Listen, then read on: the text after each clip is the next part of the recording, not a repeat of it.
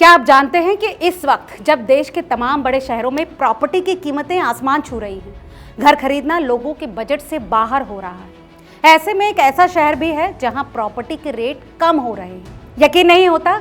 जी हां, आपको बता दें कि ये शहर कोई और नहीं बल्कि देश की आर्थिक राजधानी महाराष्ट्र से सटा हुआ शहर पुणे है।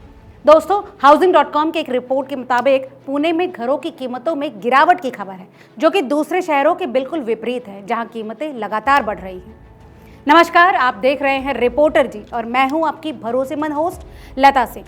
दोस्तों, हाउसिंग.com और इंडियन स्कूल ऑफ बिजनेस की एक रिपोर्ट की माने तो पुणे भारत का एकमात्र प्रमुख शहर है जहां पिछले एक साल में घरों की कीमतों में गिरावट दर्ज की गई है। इस रिपोर्ट में इस गिरावट का मुख्य कारण पुणे के आईटी सेक्टर में बढ़ती अनिश्चितता को बताया गया है। दरअसल वैश्विक आर्थिक स्थितियों, खासकर अमेरिका में मंदी के डर से आईटी प्रोफेशनल्स जैसे होम बायर्स बड़े निवेश से बच रहे हैं। हालांकि रिपोर्ट में यह भी कहा गया है कि बड़े और प्रीमियम घरों जैसे कि 3 BHK की मांग अभी भी मजबूत बनी हुई है। तो चलिए विस्तार से समझते हैं कि आखिर पुणे में घरों की कीमतें क्यों घट रही हैं। ये रिपोर्ट बताती है कि पुणे का हाउसिंग प्राइस इंडेक्स यानी HPI सालाना 4 पॉइंट्स नीचे आया है। HPI किसी भी शहर में प्रॉपर्टी की कीमतों के उतार चढ़ाव को मापने का एक पैमाना है। जहां बेंगलुरु और हैदराबाद जैसे अन्य आईटी हब में रियल एस्टेट मार्केट तेजी से बढ़ रहा है, वहीं पुणे में कीमतों का घटना वाकई कई सवाल खड़े करता है। इस रिपोर्ट में इस गिरावट का सीधा संबंध पुणे के आईटी सेक्टर में बढ़ती अनिश्चितता को बताया गया है।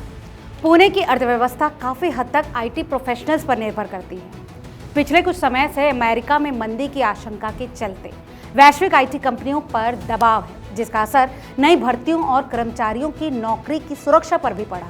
जब आईटी सेक्टर में काम करने वाले लोग अपने भविष्य को लेकर चिंतित होते हैं तो वो घर खरीदने जैसा बड़ा वित्तीय फैसला लेने से बचते हैं।